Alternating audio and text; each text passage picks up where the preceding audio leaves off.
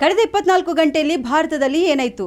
ತರಬೇತಿ ಕಾರ್ಯಾಚರಣೆಯಲ್ಲಿದ್ದ ಯುದ್ಧ ತಂತ್ರದ ಡ್ರೋನ್ ತಾಂತ್ರಿಕ ದೋಷದಿಂದ ನಿಯಂತ್ರಣ ಕಳೆದುಕೊಂಡು ಪಾಕಿಸ್ತಾನದ ನಿಕಿಯಾಲ್ ಸೆಕ್ಟರ್ಗೆ ಹೋಗಿದೆ ಎಂದು ಭಾರತೀಯ ಸೇನೆ ತಿಳಿಸಿದೆ.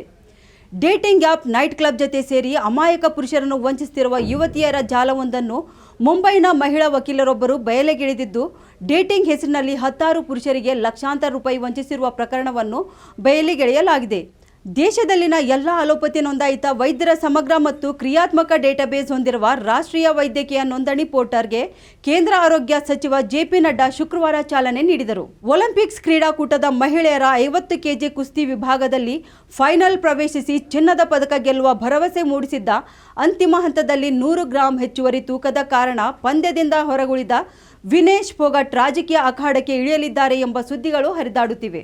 ಪ್ರಧಾನಿ ನರೇಂದ್ರ ಮೋದಿ ಯುದ್ಧ ಪೀಡಿತ ಉಕ್ರೇನ್ಗೆ ಭೇಟಿ ನೀಡಿದ್ದಾರೆ. ಈ ಸಂದರ್ಭದಲ್ಲಿ ಉಭಯ ದೇಶಗಳ ನಡುವಿನ ಸಾಕಷ್ಟು ಒಪ್ಪಂದಗಳಿಗೆ ಕೂಡ ಸಹಿ ಹಾಕಲಾಗಿದೆ. ನಿರಂತರ ಸುದ್ದಿಗಾಗಿ ನೋಡ್ತಾ ಇರಿ ಉತ್ತರ ಕರ್ನಾಟಕ ಸುದ್ದಿವಾಹಿನಿ.